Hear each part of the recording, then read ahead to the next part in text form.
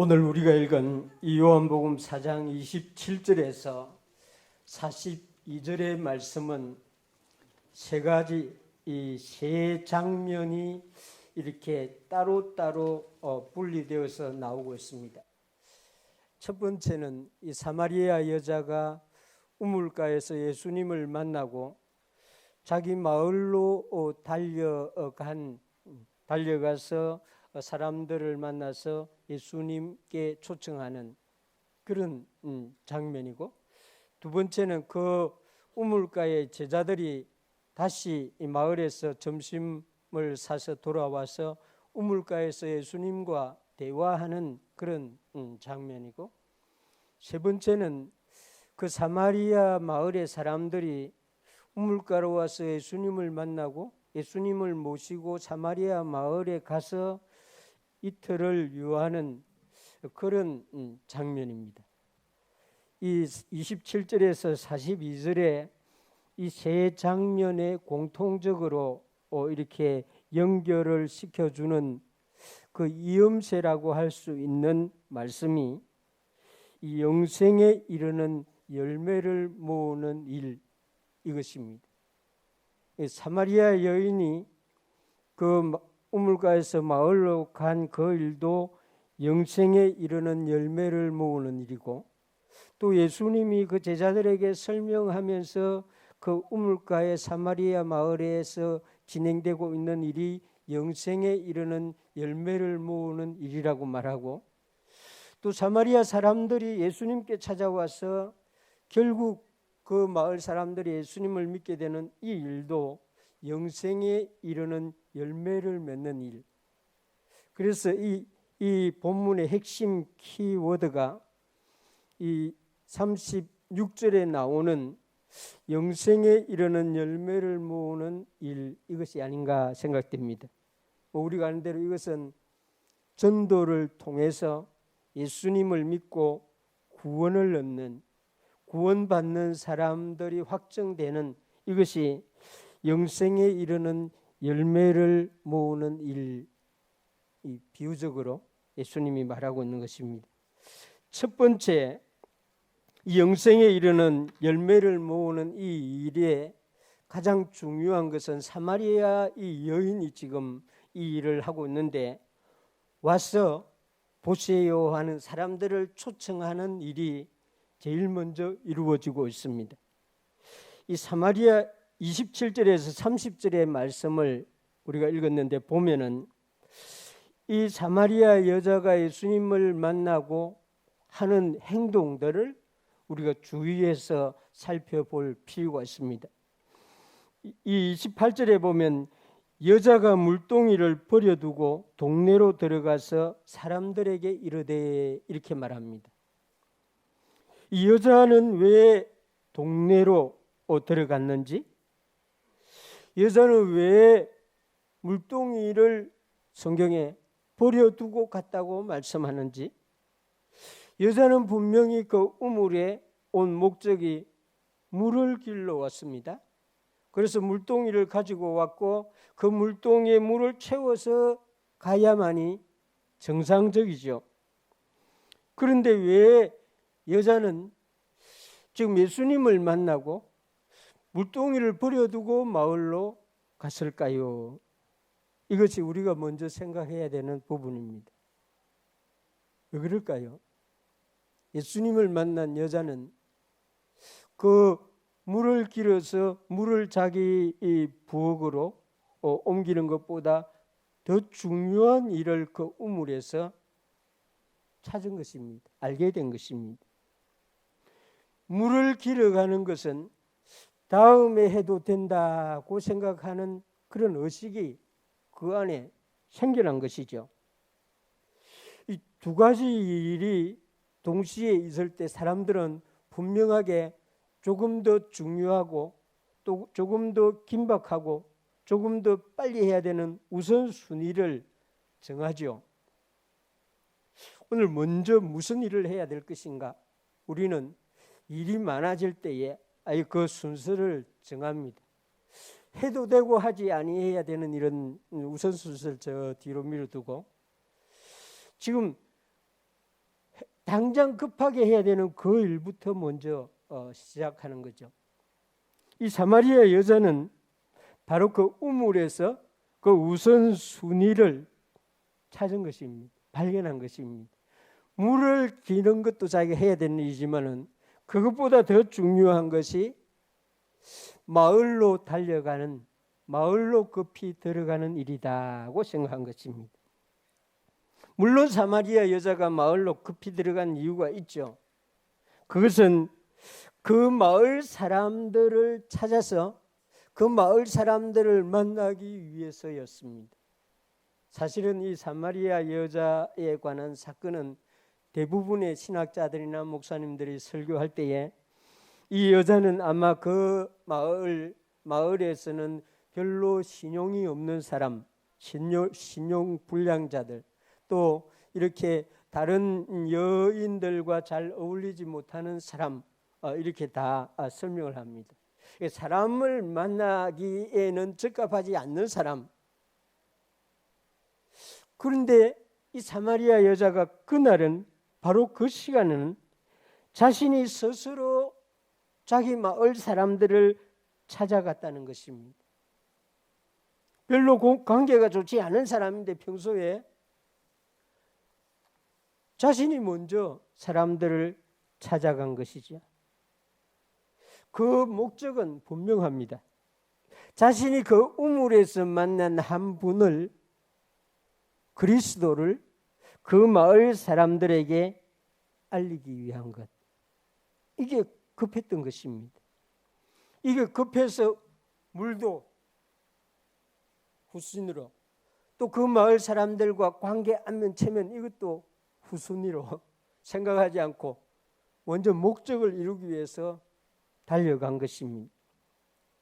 그래서 4장 29절에 보면 내가 행한 모든 일, 사마리아 여자 자신이 살아온 모든 일을 나에게 말해준 이 사람을 보라. 이 사람을 와서 보세요. 이 사람이 그리스도가 아닙니까? 이렇게 말합니다. 이 사마리아 여자는 자신이 만난 그리스도를 자기 마을 사람들도 만나기를 원하는 마음이 생긴 것입니다.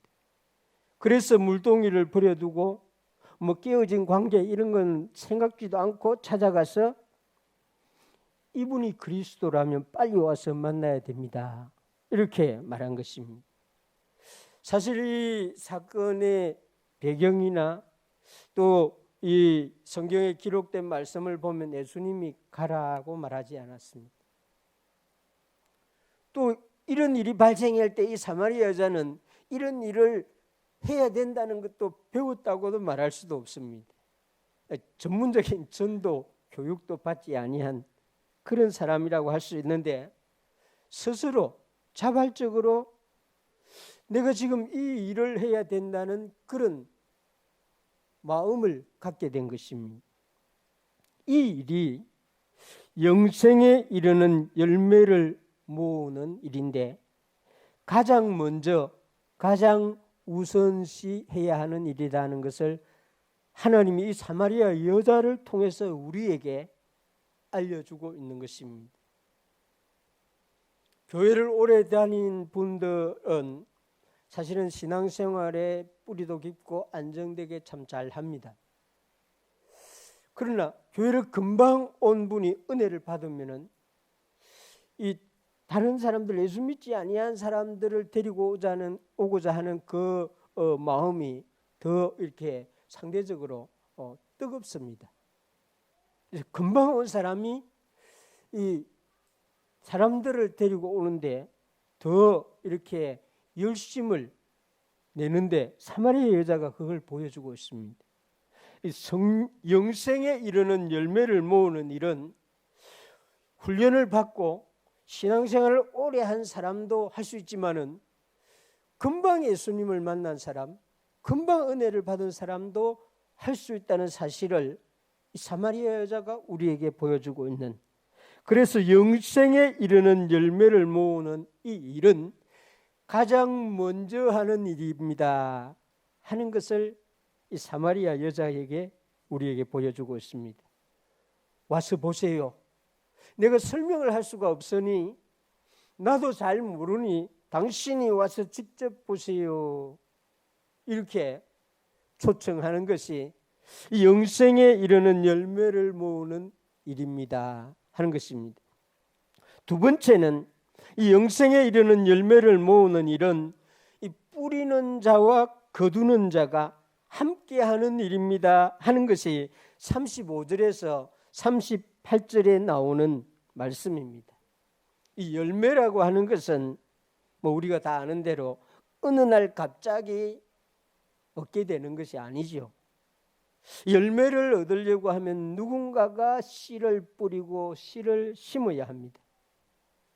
열매를 얻으려고 하면 누군가가 물을 주고 수고를 하고 이 좋은 땅을 또 계속 영양분을 공급하고 또 병충해를 막아주고 땀을 흘리고 잡초를 뽑아주고 뭐 이런 일들을 열매를 모으려고 열매를 거두려고 하면은 해야 하는 것입니다. 이 기간이 아주 짧은 기간일 수도 있고 어떤 열매는 긴 시간 이런 수고를 해야 하는 그런 열매도 있습니다. 사람이 이렇게 일평생 가운데에 제일 오랫동안 교육을 받고 오랫동안 훈련을 받아야 하는 피조물이라고 누가 말을 합니다. 사람 태어나면은 거의 뭐 20살에서 30살까지는 어떤 세상에서 자기의 역할을 할 수 있는 게 아니라 양육받고 훈련받고 이렇게 케어를 해야 된답니다. 식물을 20년 동안 키워가지고 20년, 30년 만에 열매를 맺는다고 하면 정말 기가 막힐 거예요. 어떤 동물은 태어나자마자 바로 일어나가지고 뛰어야 되는, 달려가는 그런 동물도 있지 않습니까? 이 열매는 시간이 길기도 하고 어떤 열매는 짧기도 하고 이렇게, 그러나 분명한 것은 뿌리는 자가 있어야 되고 또 수고하는 자가 있어야 된다는 것입니다. 이 사도 바울이 예수님의 말씀, 이 본문의 말씀을 어떻게 이해했는지는, 어떻게 알게 되었는지는 모르지만 이 고린도전서 3장 6절에 보면 나는 심었고 아볼로는 물을 주었습니다. 오직 하나님께서 자라게 하셨습니다. 이렇게 말씀하고 있습니다. 이 열매를 거두기 위해서는 심는 자도 물 주는 자도 자라게 하는 분도 있고 그 다음에 열매가 거두어진다, 그런 말씀인 것입니다.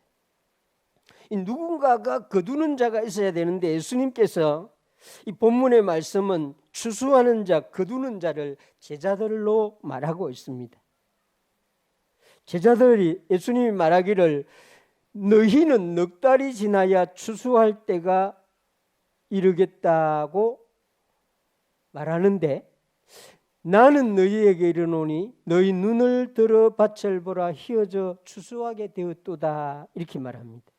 그러니까 예수님의 제자들은 추수할 때가 넉 달 남았습니다 이렇게 생각을 하고 있은 거예요. 예수님에게 말은 하지 않았지만 예수님은 아니까.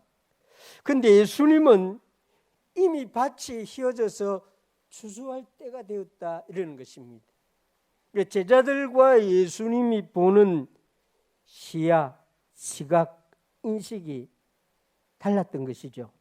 제자들은 입으로 들어가는 보리나 밀, 이 열매를 보고 있었고 예수님은 영생에 이르는 열매를 보고 있었던 것입니다. 영생에 이르는 열매는 예수님이 하늘로 올라가심으로 성령을 보내주심으로 본격적으로 이 세계 열방을 향하여 거두는 일들이 시작되었습니다. 그래서 우리는 지금 영생에 이르는 열매를 모으는 추수의 계절을 살아가고 있는 사람들인 것입니다. 뭐 우리나라 농사하고 저 동남아시아 농사하고는 다르죠. 우리는 벼를 뭐 봄에서 가을까지. 근데 저 동남아시아는 산모작. 그래서 이 전체적으로 거두고 전체적으로 수확하고 있지 않고 부분적으로 수확하고 부분적으로 또 뿌리고 이런 식이 있죠. 그래서 거두는 것과 이 뿌리는 것이 동시에 되는 것을 우리가 잘 모르니까 지금 예수님의 말씀을, 이 말씀을 이 동남아시아 벼농사를 생각하면서 이렇게 받아들이면은 좀 더 쉽게 이해하지 않을까 생각됩니다. 지금은 뿌리는 것과 거두는 것이 동시에 이루어지는 그런 시기라고 할 수가 있습니다. 1991년도에 올해 때였죠. 91년도에 저희가 나옥가에 갔을 때에 선교사로 파송받을 때는 누구나 그런 마음을 가지고 갑니다. 뿌리는 자로 나는 간다고 생각하죠.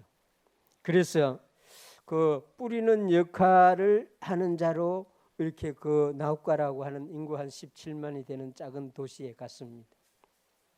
그런데 곳에 가서 이제 집을 사고 사는 이렇게 살기 시작하자마자 우리 이웃의 할머니 한 분이, 고려인 할머니 한 분이 저희 집에 와서 이렇게 이야기를 하는데 들어보니까 이 할머니가 21살에 사할린에서 예수님을 영접하고 아직 이렇게 2차 세계대전이 끝나기 전에 이 예수님을 영접하고 전쟁이 끝나고 일본은 물러가고 러시아가 그 사할린을 지배할 때에 그 박해를 하니까 이 나옥가로 온 거예요.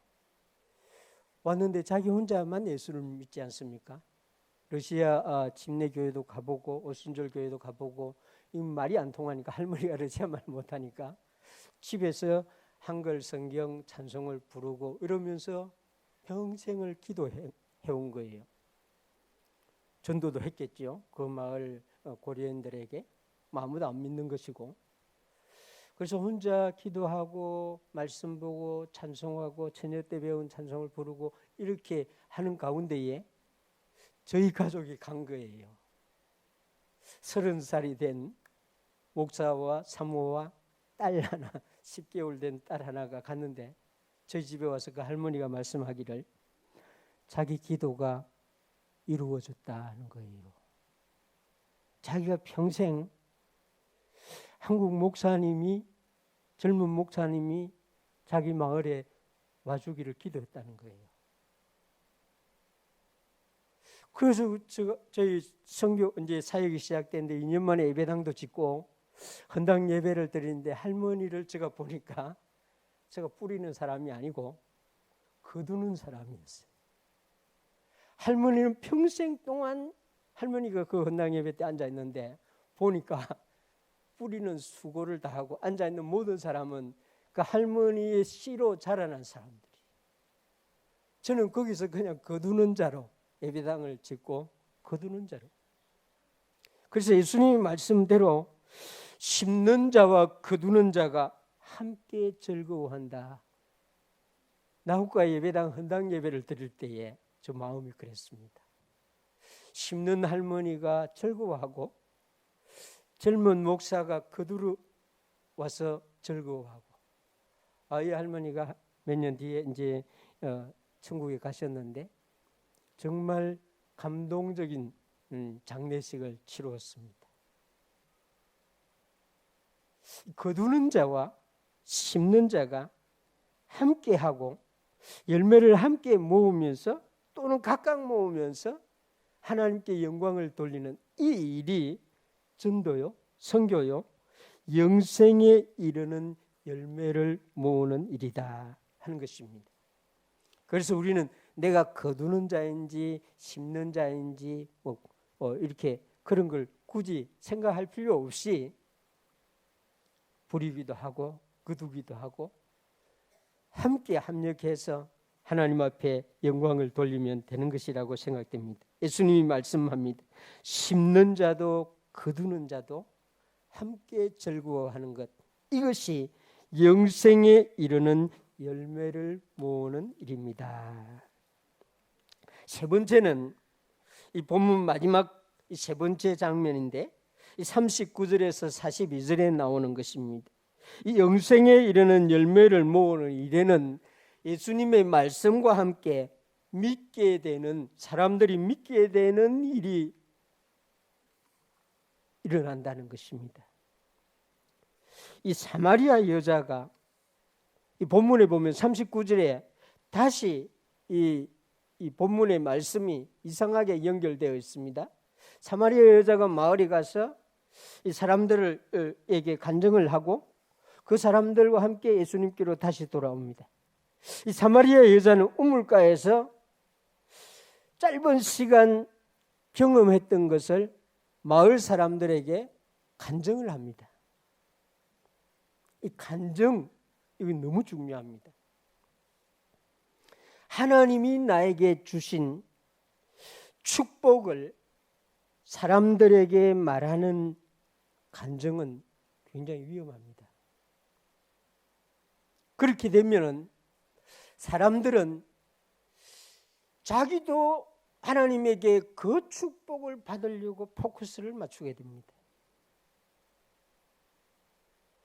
어떤 병을 낳았다는 그 병에 포커스를 맞춰가지고 간증을 하게 되면은 아픈 사람들은 병 고침에 대한 그것만 집중해서 하나님을 찾게 되는 것입니다.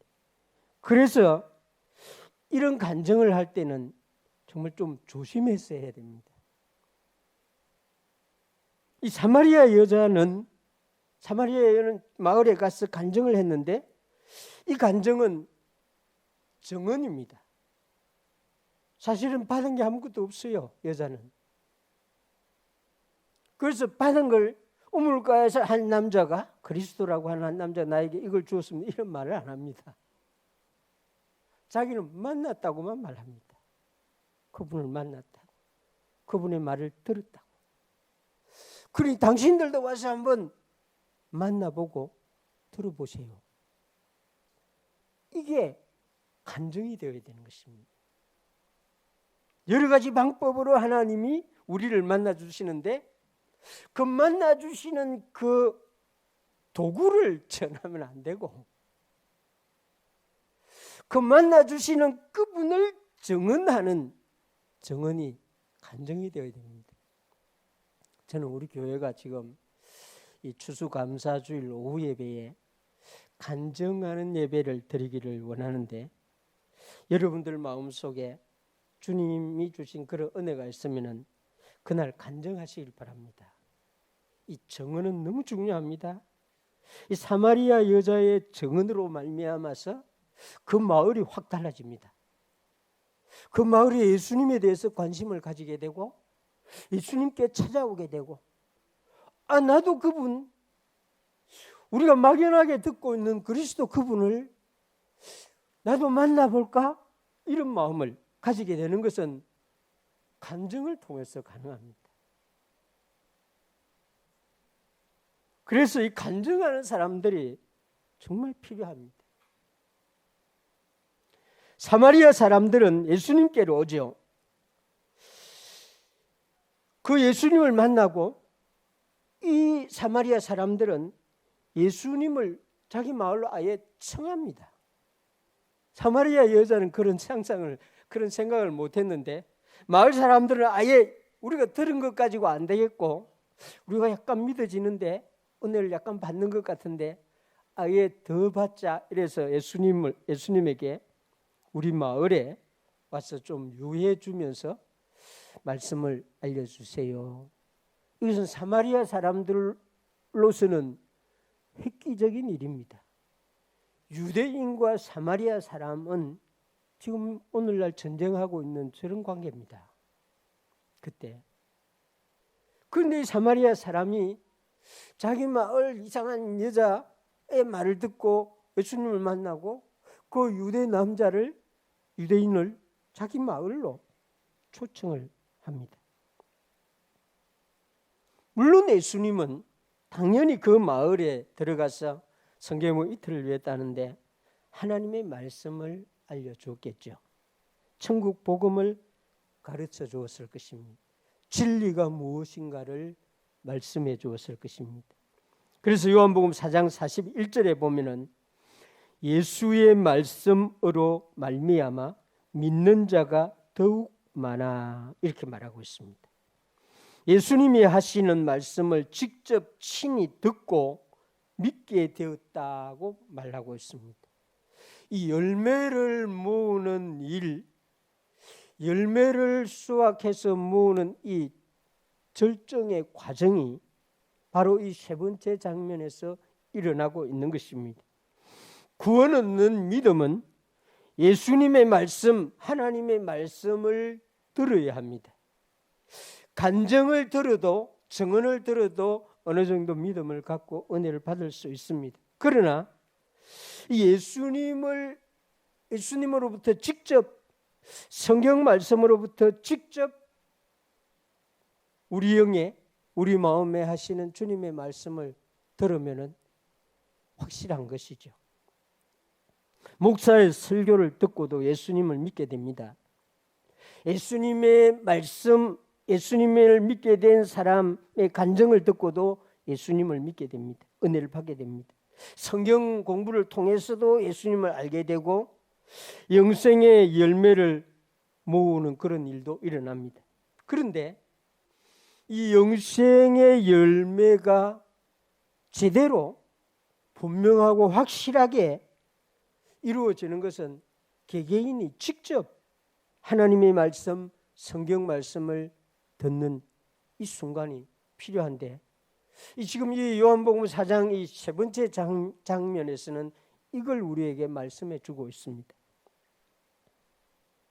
이걸 이렇게 비유하면 약간 위험하기는 합니다만은 여러분들의 이해를 위해서, 열매가 이제 간증을 듣고 열매가 맺혔습니다. 근데 이 열매가 아직 따먹을 만한 당도가 없어요. 열매는 분명히 열매인데 아직 설익은 상태입니다. 누가 봐도 사과요, 배요, 포도요 그렇습니다.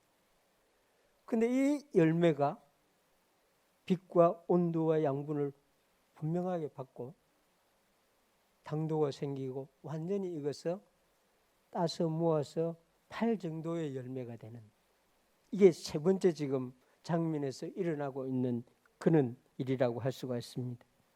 이 사마리아 사람들의 그 말을 보면은 그렇습니다.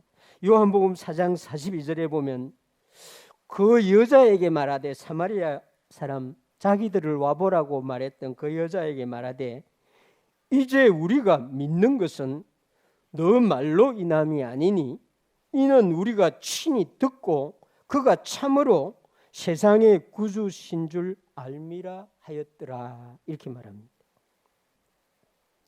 목사님의 말을 들어보니까 예수님이 확실히 하나님의 아들인 것 같습니다. 그렇게 믿어집니다. 그런데 성경을 읽다가, 설교를 듣다가 성령님이 내 안에서 친히 하시는 말씀을 듣게 되면은 목사님의 설교를 듣고 믿게 된 것이 아니라 성령님이 나에게 알려준 말씀을 듣고 내가 믿게 되었습니다. 이렇게 되는 거예요. 이게 지금 열매를 모으는 일의 클라이막스, 절정이라고 하는 것입니다. 이 사마리아 사람들이 바로 그걸 지금 고백하고 있습니다. 저는 우리 교회 모든 성도님 여러분들이 이 과정의 말을, 나는 하나님이, 예수님이, 성령님이 이 성경을 통해서, 설교를 통해서, 성경 공부를 통해서, 누구의 간증을 통해서 말씀한 그것을 친히 나에게 말씀해 주셔서 믿게 되었습니다. 이런 과정이 여러분들에게 다 있기를 주님의 이름으로 축원합니다. 교회는 영생에 이르는 열매를 모으는 일을 하는 곳입니다. 교회는 세상을 위해서 좋은 일도 해야 되죠. 우리는 지금 용호고등학교, 중앙고등학교를 위해서 오랫동안 소리 없이 좋은 일을 하고 있습니다.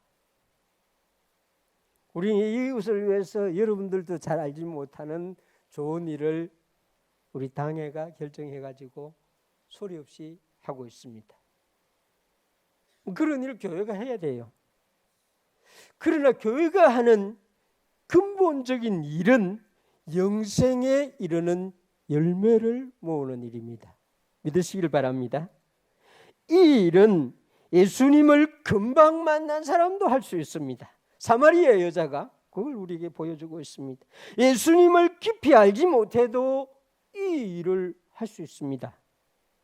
이런 씨를 뿌리는 사람이나 그 자라는 것을 도와주는 심는 사람이나 물을 주는 사람이나 거두는 사람이나 다 합력해서 하는 일입니다. 모든 사람이 하나님께서 주신 각자의 은사대로 선물을 가지고 이 영생에 이르는 열매를 모으는 일을 하는 것입니다. 여러분들은 나는 아무것도 하고 있지 않습니다. 그렇게 생각해도 실제로 창원시민교회 여러분들은 다 하고 있습니다. 직접이든 간접이든 영생에 이르는 열매를 모으기 위해서 미얀마로, 러시아로, 예루살렘으로 보낸 주의 종들을 섬기는 이 일이 직접이든 간접이든 이 영생에 이르는 열매를 모으는 일을 하고 있는 것입니다. 이 영생에 이르는 열매는 반드시 예수 그리스도의 말씀을 개인적으로 직접 들음으로 완결이 되는 것입니다. 내가 하고 있는 일이 도대체 무엇인가요? 여러분들 자주 생각해 보시길 바랍니다. 지금 우리 교회가 하고 있는 일이 도대체 무엇이지? 별로 하는 게 없네. 그러면 안 됩니다. 우리 교회는 영생에 이르는 열매를 모으기 위해서 지금 이런 걸 지금 만들어 가지고 하고 있지 않습니까? 영생에 이르는 열매를 모으기 위해서 권사님 여러분들이 토요일마다 저 삼청에서 지금 식당에서 그 일을 하고 있는 것입니다.